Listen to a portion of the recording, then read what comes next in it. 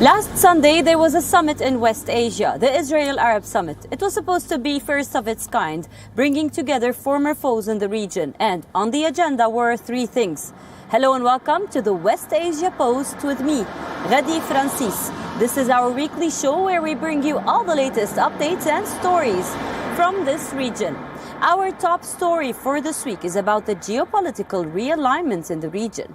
West Asian nations are now hedging their own bets in a changing world order. We tell you more.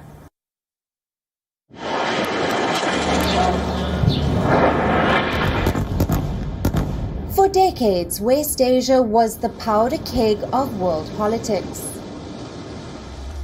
Rivalries, oil wars, religion. It was all about high-octane emotional politics.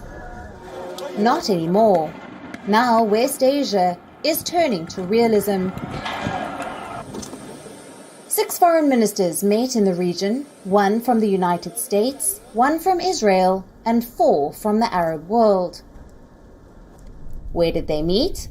At a resort deep in Israel's Negev desert. Until 2 years ago, the Arab world did not recognize Israel's existence, but 4 of their ministers attended the summit. The foreign ministers of Bahrain, the UAE, Morocco, and Egypt. They are calling it the Abraham Accords Summit. I would like also to...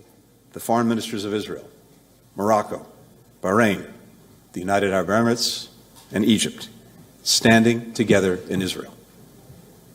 Just a few years ago, this gathering would have been impossible to imagine. What was on the agenda? Broadly speaking, 3 things. 1. The Iran nuclear deal. 2. Strengthening the Abraham Accords, possibly bringing in more Arab countries. And number 3, the war in Ukraine. For US, this was a rare show of unity.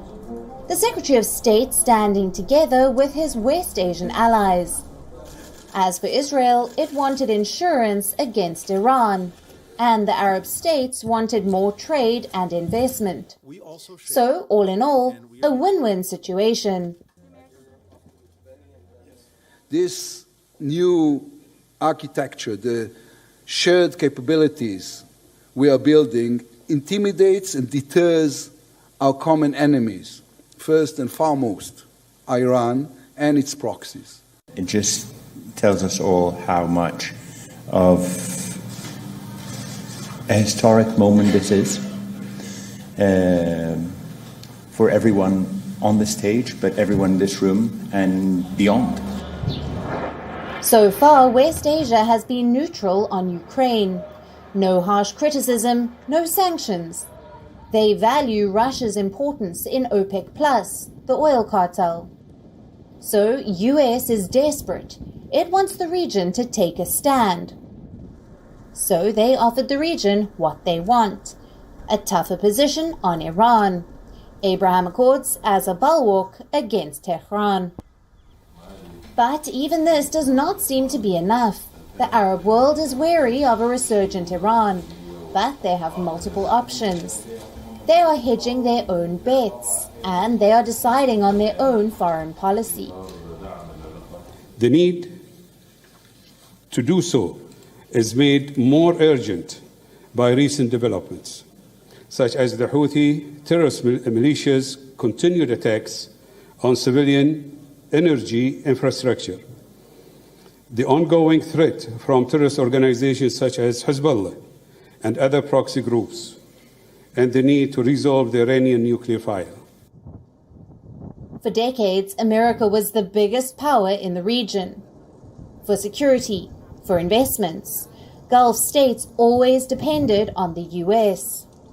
In the last few years, that has changed. Russia's invasion of Ukraine has affected the entire world. West Asia is no exception. Nations here are caught in a bind between the West and Russia. But this time, they are wary. They are not picking sides. They are not siding with longtime allies. What they are doing is looking after their own interests by charting their own new foreign policy path. West Asia Bureau, WION, World is One. West Asia could move from the US security umbrella. They are already choosing their own foreign policy, and for Washington, this is a big worry. But their problems pale in comparison to Palestine's. Let's go to Palestine.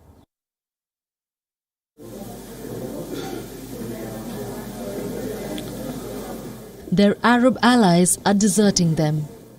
Their internal politics is fractured and their demands are falling to deaf ears. Palestine is once again on the back burner. On Sunday, Antony Blinken was in Ramallah, but the atmosphere there was a tense one. The Palestinian president refused to take sides. Instead, he publicly called out Western double standards on Israel.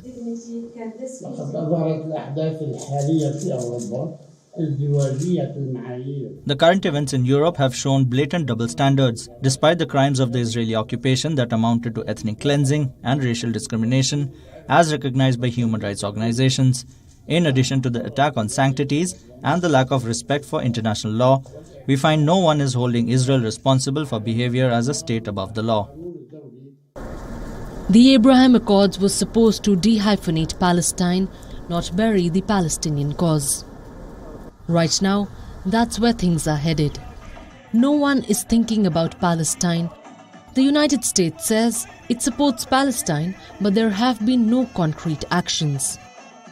We'll work to prevent actions by either side that could raise tensions. That includes settlement expansion, settler violence, home demolitions, evictions, payments to people convicted of terrorism, incitements to violence. So what about the two-state solution? In simple words, it is the creation of two states, one for the Jews called Israel and one for the Arabs called Palestine. The two-state solution was first pitched in 1937. On paper, it looks simple enough. In reality, it's anything but. Historians call it the most intractable conflict in the world. Let's talk about the Arab states first. Until now, choosing between Israel and Palestine was easy for them. They backed Palestine. But this time, it is not so simple. Israel is now a recognized partner of the Arab world. That's the regional politics. What about the internal politics of Palestine? Who speaks for the Palestinian community? Who is their leader? Today, Palestinian politics is a story of fragmented leadership. In the West Bank, the Fatah party, led by Mahmoud Abbas, calls the shots.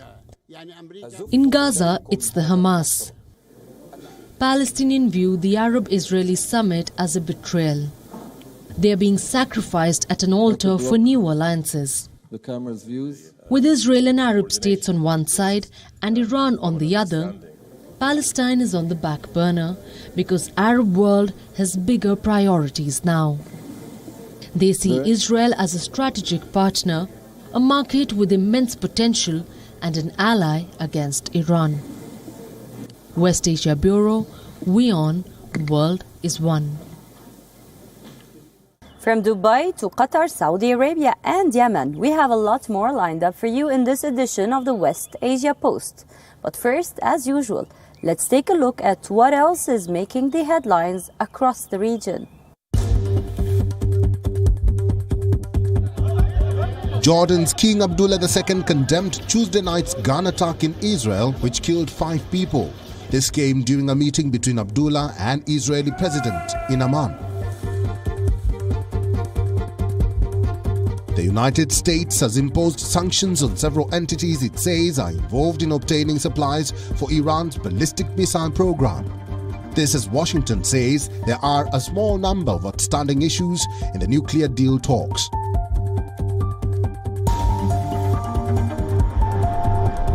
Turkey prosecutor asks to halt trial of Saudis in the killing of Jamal Khashoggi.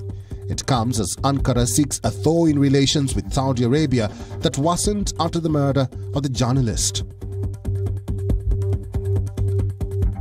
Climate change is increasing the hardship of people in Jordan, a country experiencing an extreme scarcity of water. The West Asian kingdom is seeing unprecedented rises in summer temperatures and a decrease in rainfall.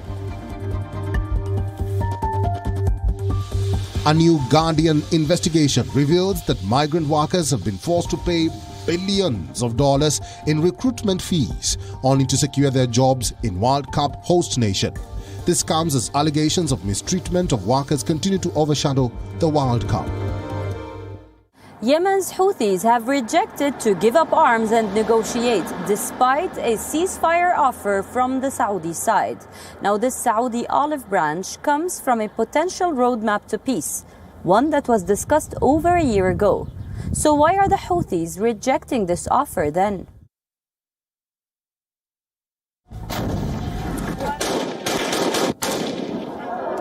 They say nations win wars, but humanity loses.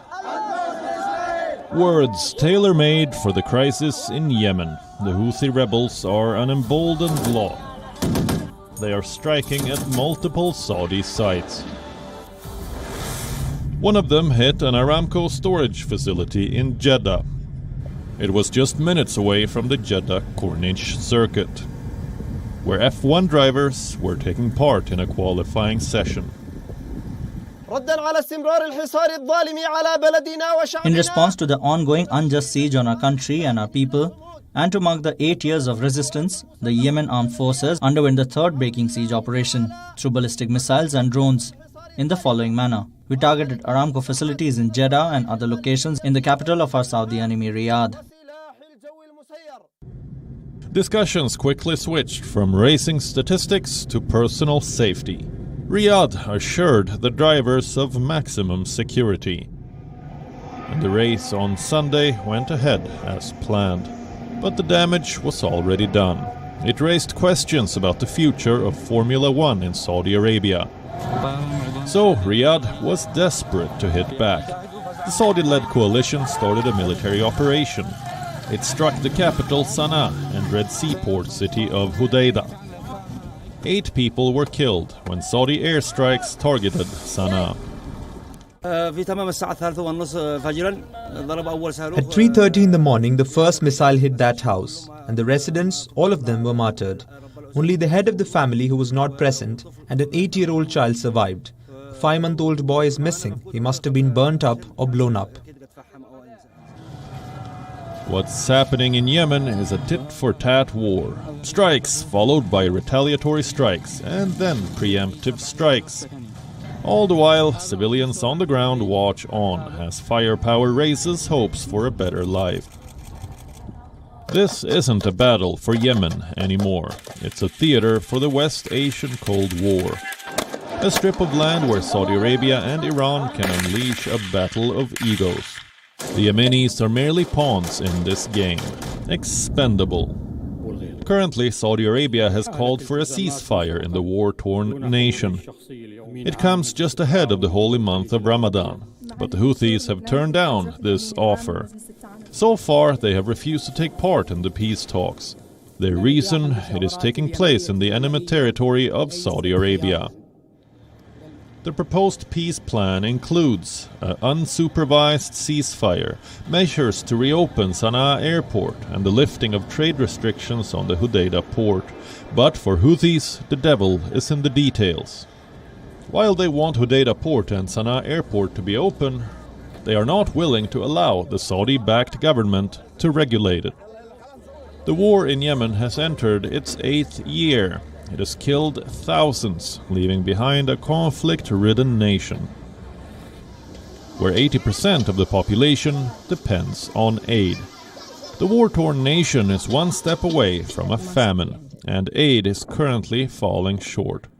So, where does this end? The world is still nursing hopes of a ceasefire. But why would the Houthis take the bait, especially since they're gaining on the ground? As for the Saudis, this is the Crown Prince's personal battle. A war he pulled his country into. This, to and fro, will likely continue. In the end, one side will emerge victorious. But the question is, will they still have a country left to rule? West Asia Bureau, WION, World is One. Blistering heat waves, generational droughts, bone-dry conditions, shrinking forests, polluted waters. This is the reality in West Asia now. According to an IMF report, climate-related disasters are on the rise here, posing a threat to life, prosperity and growth in West Asia. And all the region is doing is organizing summits. What West Asia needs right now is a decisive climate action. Our next report brings you more on this. The MENA Climate Week, a one-of-its-kind summit for the region. Leaders and activists meet, they exchanged ideas and business cards. But where did it all happen? Here, in the underwater-themed halls of Dubai's Atlantis, a $1.5 billion resort in the Gulf nation. It boasts one of the world's largest water parks and a number of aquariums and lagoons. This is a striking backdrop for a climate summit, one aimed at tackling the lack of water in the region. West Asia is the most water-scarce region in the world, but the Atlantis requires huge amounts of fresh, desalinated water every day. All this to maintain daily operations in this opulent resort. The MENA region is one of the most impacted region in the world. Because we are already facing the climate emergency in a way that we can see that the climate impact is already facing us with the climate emergencies, how do we say, events that we are facing in our region. Global warming is not new here, but very little has been done to tackle it. Freak weather conditions are now the new normal, and evidence suggests that there will be more to come.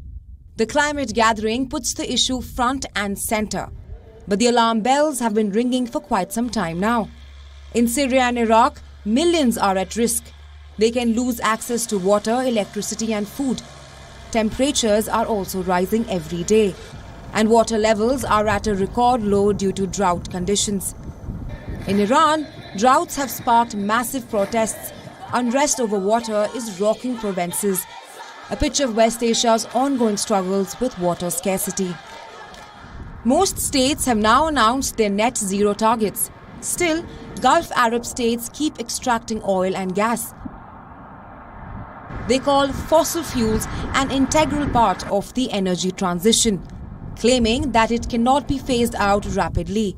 Most call for more and more investment into the industry, just to keep up with the demand across the globe. COP27 is taking place this November in Egypt on the Red Sea coast. COP28 will be hosted by Dubai in 2023. The region hasn't hosted a COP meeting since 2012. That was when Qatar became the first West Asian country to hold the event. But just holding summits is not enough. What the region needs is concrete climate action. West Asia is no stranger to conflicts, but if there is any that has no regard for borders or politics, it is climate change. The region is tackling freak weather every day, and hitting a snooze button on a climate catastrophe is getting more and more difficult with each passing day. West Asia Bureau, WION, World is One. The FIFA World Cup is just less than 8 months away. So, a security command center in Qatar is preparing to keep fans safe. The country is set to host one of the most high-profile sporting events to be staged in West Asia. This means security arrangements must be flawless. We bring you the story.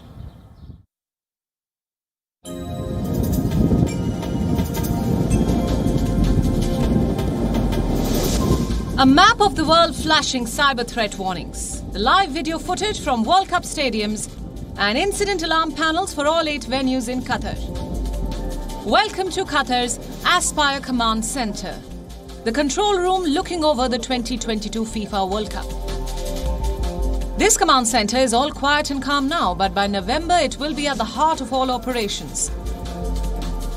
Qatar is preparing for football's biggest festival, the 2022 FIFA World Cup. In November, these stadiums will be packed with frenzied fans, screaming at the top of their voices.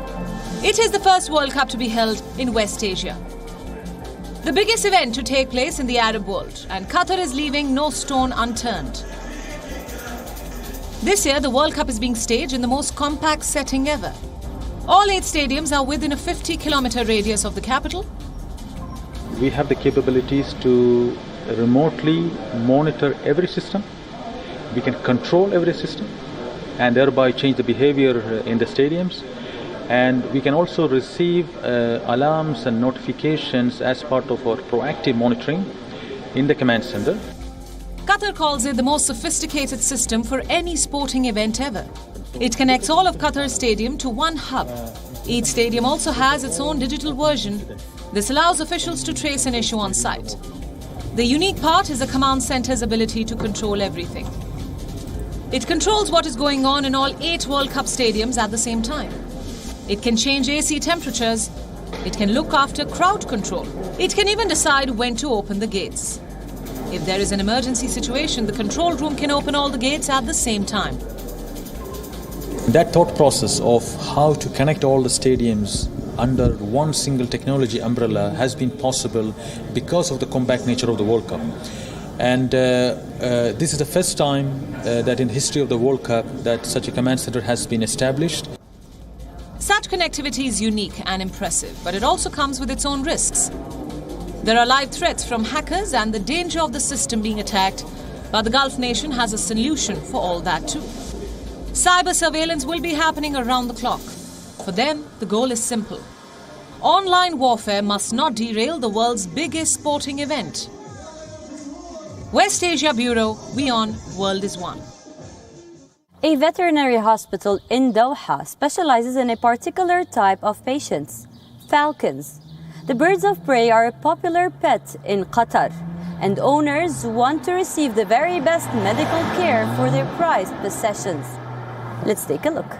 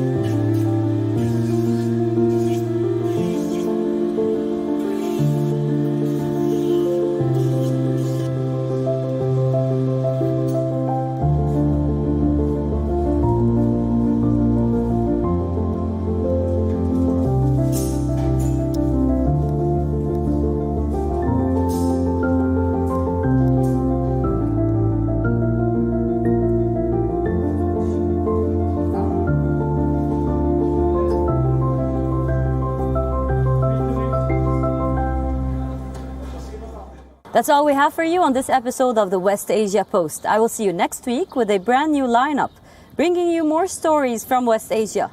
Until then, stay safe. I am Ghadi Francis, coming to you from Lebanon, and you're watching WION. World is One.